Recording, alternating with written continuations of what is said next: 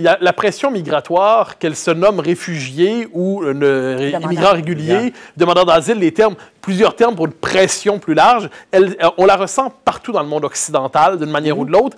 Et pour cela, il faut avoir un principe de, je dirais, le mot barrière passe mal aujourd'hui, mais être capable de sélectionner, de dire soi-même selon nos capacités d'intégration. Parce que sinon, si on dit, bon, on y va, une espèce d'élan de générosité immense et infinie, eh bien, c'est notre capacité même d'intégrer correctement, et les intérêts de notre propre société qui sont compromis. J'ajoute que pour le commun des mortels, il ne faut pas oublier que la question des réfugiés, plus largement, se pose aussi avec le contexte du chemin Roxham. On en parle un peu moins ces jours-ci, mais dans l'esprit de plusieurs, on a vu que la question des réfugiés était une filière aujourd'hui inavouée d'immigration clandestine, secondaire, irrégulière, comme on dit, illégale, comme je préfère dire. Alors, on a ça en tête et on se dit que le système ne fonctionne pas particulièrement. Il faut, je crois, que pour la population d'accueil ne sente pas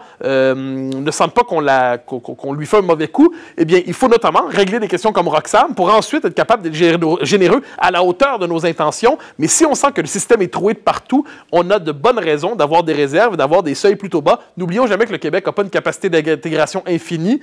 François Legault a cité à sa manière Michel Rocard qui disait « La France ne peut pas accueillir toute la misère de la terre ». Le fait est, tous les pays occidentaux doivent avoir un sens des responsabilités. Ça relève du réalisme plus que des intentions généreuses, mais le réalisme est la condition de la générosité quelquefois. Ça rejoint ce que je disais tantôt. Sur les 750, peut-être qu'on devrait dire qu'il y en a 500 qui doivent se retrouver dans les régions. Si on pense qu'il y a trop de gens qui se retrouvent dans des milieux où l'apprentissage du français, effectivement, n'est pas favorisé, il faut bien se rappeler que le ministère que Simon-Jeanin Barrette supervise maintenant, dont il est responsable, ça s'est transformé, c'est le MIFI et non plus le MIDI. Donc, à l'époque de Kathleen Wade, c'était le ministère de l'immigration, de la diversité et de l'intégration. Là, c'est le ministère de l'immigration, mais de la francisation et de l'intégration. Alors, je pense que la dimension de la connaissance du français, elle est essentielle. Je pense que quand on envoie les gens en région, c'est une façon vraiment pour eux d'avoir une immersion dans la francophonie, dans la langue française. Alors, il y a peut-être des choses qui peuvent changer. Mais sur le nombre comme tel, je pense qu'il ne faut pas non plus se mettre la tête dans le sable. Il y a vraiment beaucoup de gens qui passent à la retraite actuellement au Québec et il n'y a pas démographiquement l'équivalent de gens qui prennent la relève. Tant mieux si on réussit à avoir des nouvelles technologies, à avoir l'intelligence artificielle qui va faire que des emplois plus intéressants vont être disponibles. Mais je crois qu'on a quand même encore besoin d'avoir des gens de l'extérieur qui viennent vraiment apporter des contributions importantes à la population du Québec. Le Québec n'intègre plus aujourd'hui. La rupture de plus en plus marquée entre Montréal et le reste du Québec, entre Montréal, Laval et le reste du Québec, en fait, qui a des conséquences électorales. Moi, je suis fasciné quand les péquistes et les caquistes ne tiennent pas compte de cette réalité. Cette espèce de cassure du Québec en deux, entre un Montréal qui s'autonomise culturellement, qui se sépare mentalement du reste du Québec, et le reste du Québec qui se sent de plus en plus étranger à Montréal. Sur le plan linguistique, sur le plan national, je pense qu'il y a des conséquences réelles par rapport à ça.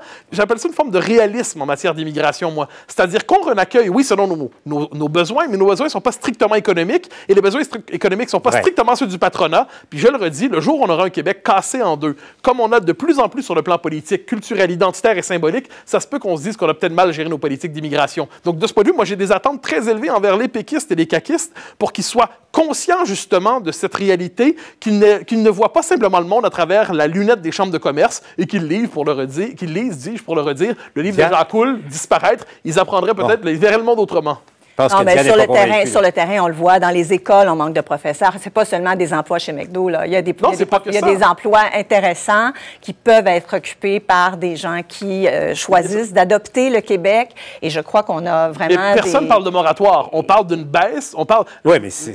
Oui, mais une baisse, il y a déjà un choix politique, Mathieu, qui est fait dans une baisse. Mais si je peux me permettre, il y avait un choix politique. Il faut travailler sur la qualité. Il faut s'assurer qu'on a vraiment ce qu'on veut pour mettre des conditions gagnantes. Les libéraux, sans aucune raison, ont augmenté les seuils au début des années 2000. Il y a une augmentation progressive de 50 000. C'était un choix politique. À 65 000, corrige-moi. Je pense que c'est jusqu'à 55 000. 55 000. C'était un choix politique aussi. Et le Parti libéral avait la politique de ses intérêts. Si on croit que le Parti libéral ne fait pas de calcul politique quand il hausse les seuils d'immigration, j'ai l'impression qu'on vit au pays des merveilles. J'aimerais que ceux qui ne sont pas dans la perspective du PLQ se disent qu'ils ont aussi des intérêts collectifs pour la majorité historique francophone de ne pas devenir minoritaire à Montréal. Parce que c'est ça l'enjeu. Bon,